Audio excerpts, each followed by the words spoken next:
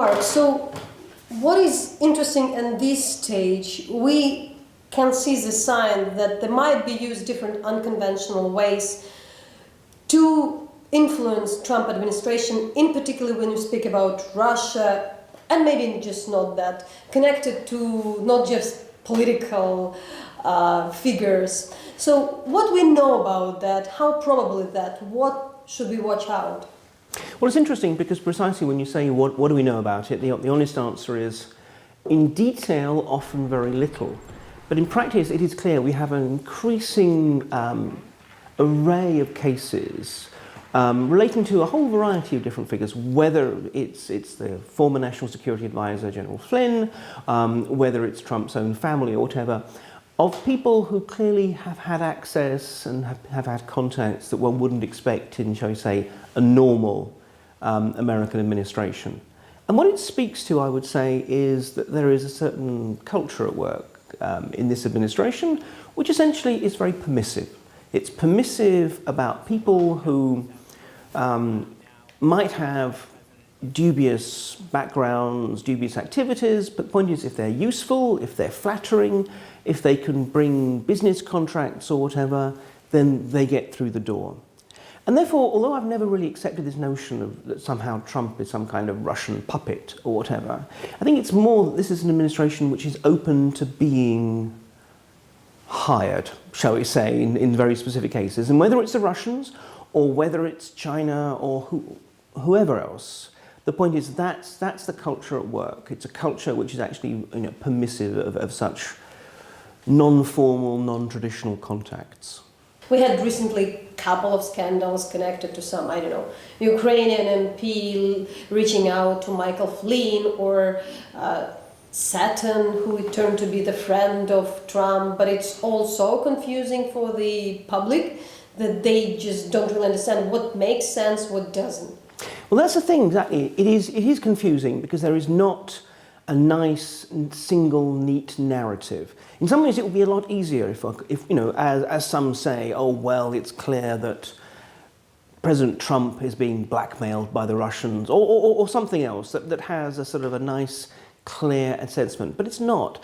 The real problem is almost one, it sounds ridiculous to put it in these terms, that this is an administration that does not recognize the etiquette of American governance that we have seen in the past. It doesn't matter if they've been Republican or Democrat White Houses.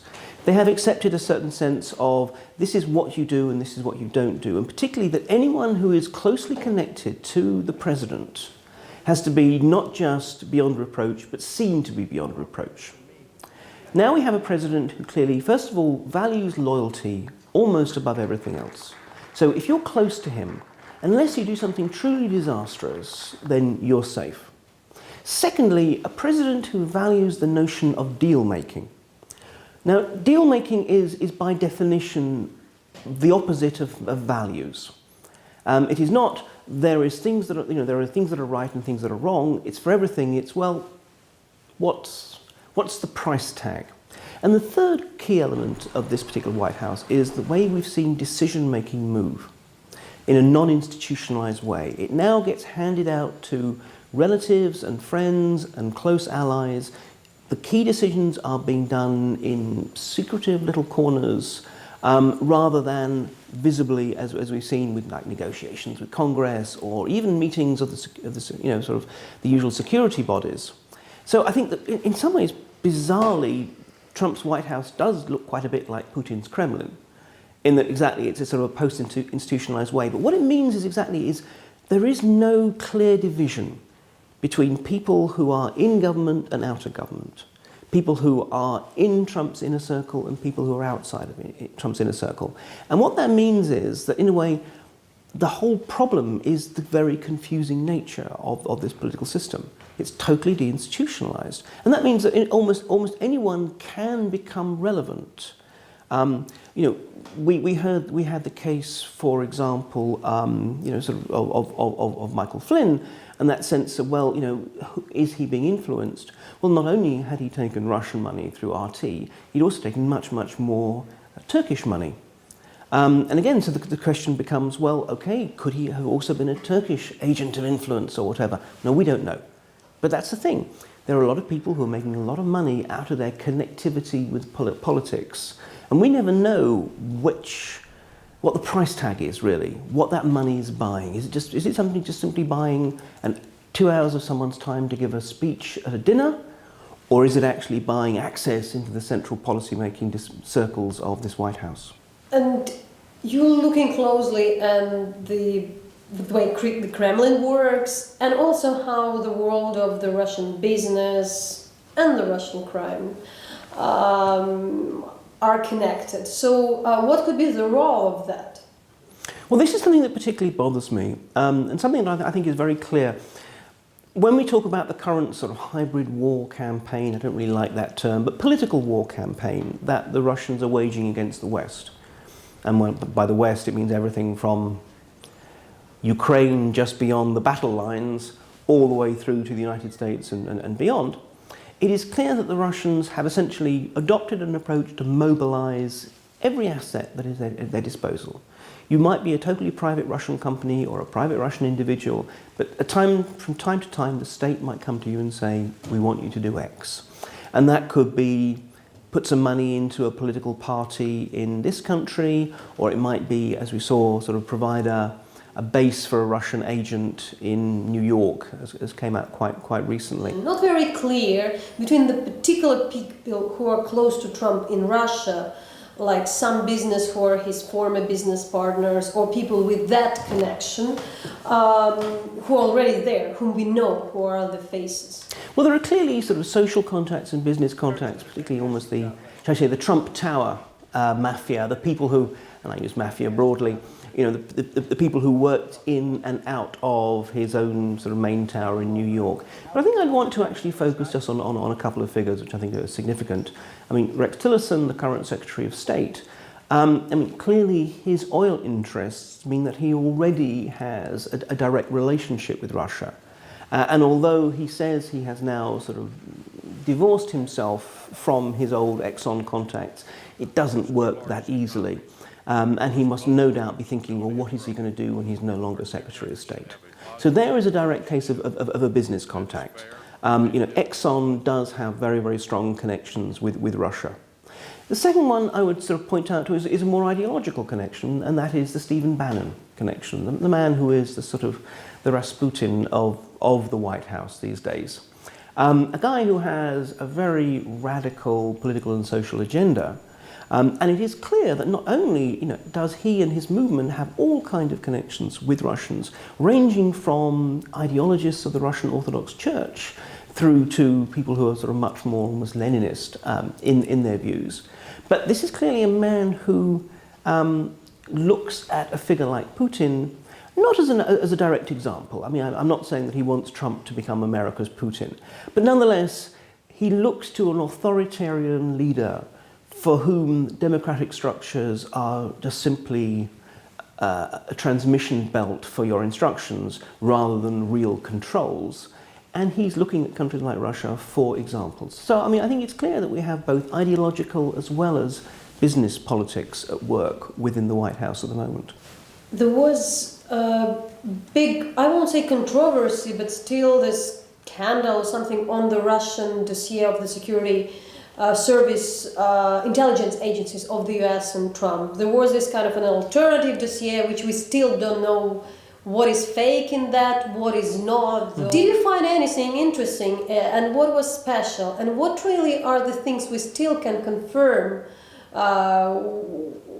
which maybe are not confirmed by the intelligence? There was one sentence that I think really was significant, and that was when they actually expressed a view with a very high degree of confidence that Russia had been behind the electoral manipulation, which is basically pretty much what we knew. But it's almost impossible to have really strong confidence of the original source of a cyber attack if all you're going on is computer forensics, if all you're doing is actually just following the virtual trail in cyberspace, because there could always be one more layer. That computer in Moscow could actually have been slaved to a computer in Beijing, Pyongyang, wherever.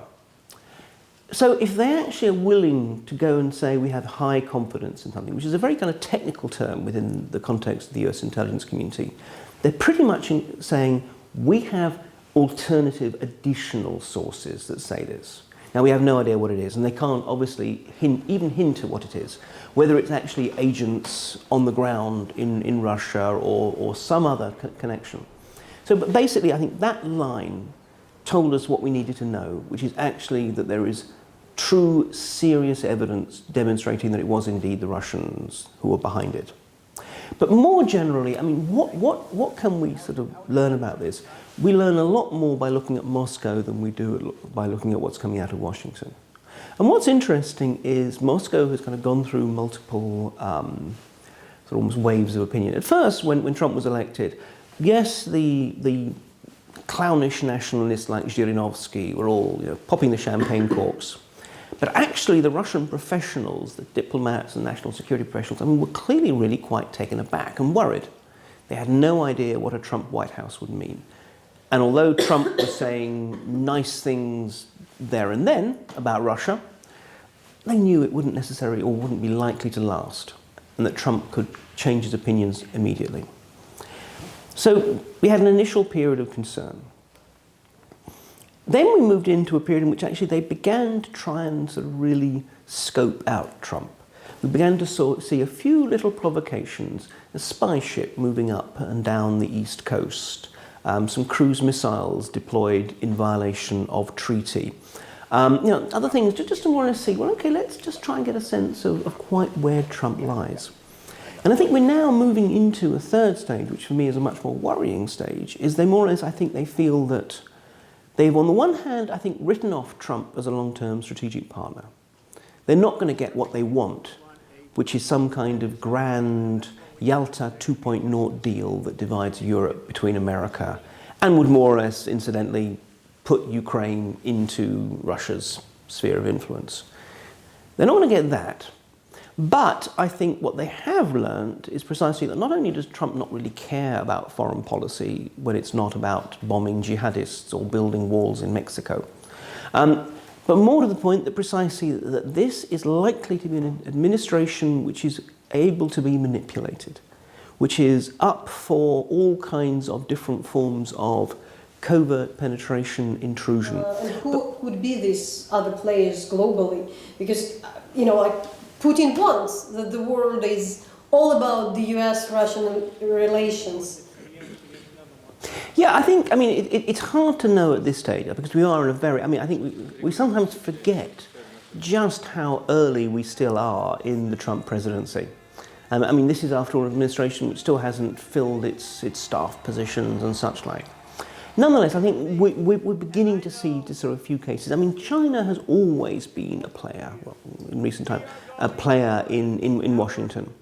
And as I understand it, the Chinese are beginning to sort of bulk up their economic presence and lobbying presence in Washington. So obviously they've identified it as a kind of a potential opportunity for them. And interesting that we saw one of the things that when Trump was on the election trail and in his early days in office, he was very, very tough on China. If anything, he was presenting China as the greatest geopolitical rival for the United States.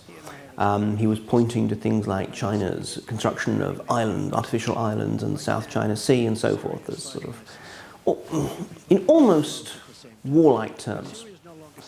We've seen his position shifting. We've seen him actually becoming much, much softer on China. Now again, we'll wait and see quite how that shakes down. But one way or the other, either Trump has, himself has realized that there are personal interests at stake, or there are those around him who have encouraged him to adopt a much, much more congenial line towards China. So I think we're already beginning to see some impact there. But let's be perfectly honest. I think this is going to be a situation in which even relatively small countries can play their opportunities to influence small aspects of policy. Again, at this point, I sort of can't give names, but I remember I was talking to someone quite recently who worked for one of the large Washington-based consultancy firms.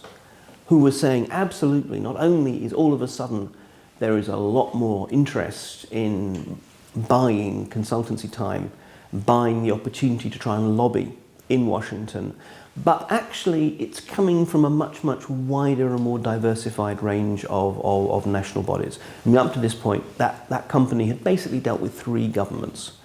Most of its business, 90% of its business was down to 3 governments. Now they're saying, we've got about a dozen different governments that we're talking to. So I think this is something that is actually now only just now beginning to happen, but it's definitely happening.